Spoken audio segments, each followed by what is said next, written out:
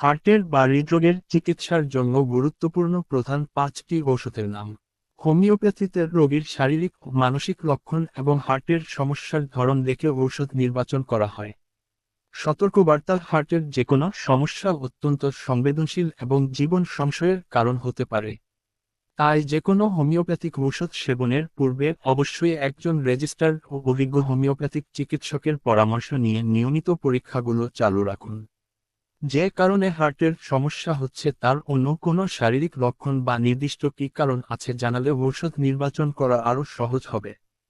হার্টের সমস্যার জন্য প্রথম সারির 5টি ঔষধের নাম দেওয়া হলো: 1. ক্র্যাটেগাস, 2.